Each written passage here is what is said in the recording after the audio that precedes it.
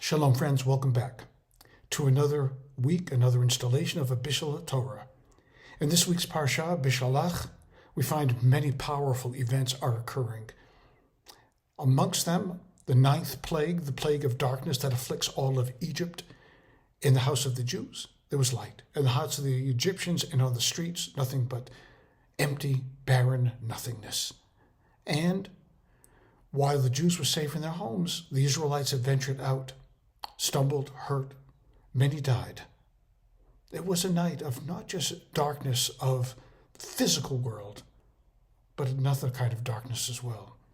And then comes the final plague, the Makat Bechorot, the death of the firstborn. When the Jews all heard the screams of agony that emanated from the houses of the Egyptians, they were safe. But that did not mean that they did not feel the terror of the night, as the angel of death did his dastardly work. And then they ran. On the following morning, they ran towards the hope and freedom of the liberation, but it wasn't to be immediately so, because no sooner had they gone a short distance away from Egypt when they turned around and they saw the chariots of the Egyptians racing after them to bring them back into slavery. But the Jews went through the waters of the sea to the other side, and there they sang a song of freedom, a song of gratitude. Yet the story requires a bit more, because there's this human aspect of the tale that we also need to consider. Allow me to share a story from the Talmud.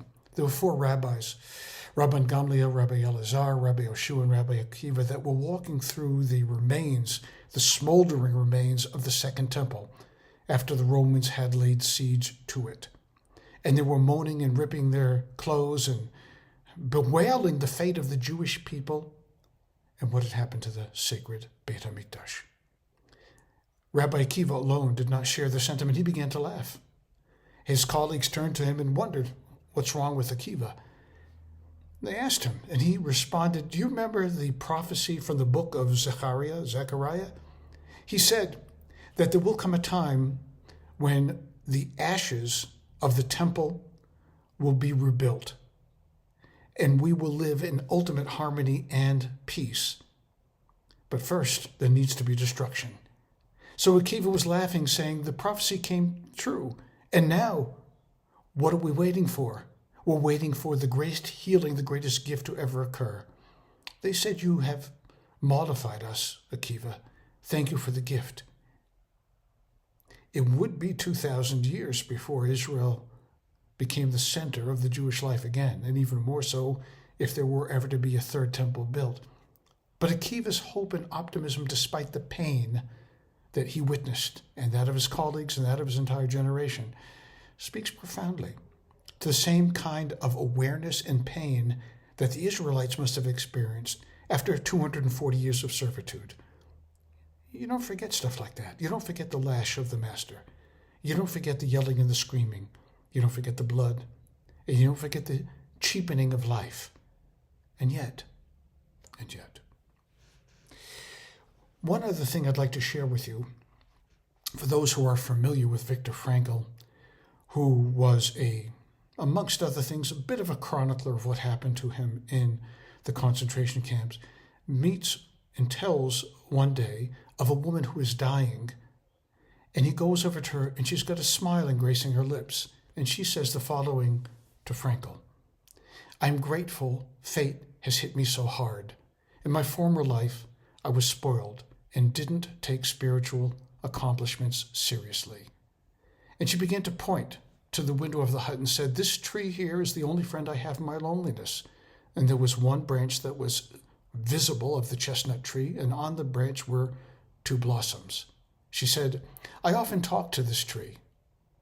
Viktor Frankl was a little startled, didn't know quite what to say or how to respond. Was she delirious? Was she having hallucinations? And so he asked her, did the tree reply to you? She said, yes. What did it say? It said to me, I am here, I am here, I am life, I am eternal life. The message is profound. The message is extraordinarily powerful. We who grapple with so many divergent opinions and so many swift changes that are happening all around us in the world. The changes of a new presidency, the changes of great anti-Semitism, the changes of what is happening in Israel, all has us off guard and feeling us very insecure and very unsettled. And yet, the Torah portion and the explanations that accompany them, both from Rabbi Akiva and Viktor Frankl, have a powerful message to convey to us. Trust. Don't lose faith. Don't lose hope. That is the sustaining power that will see us into tomorrow and into endless tomorrows.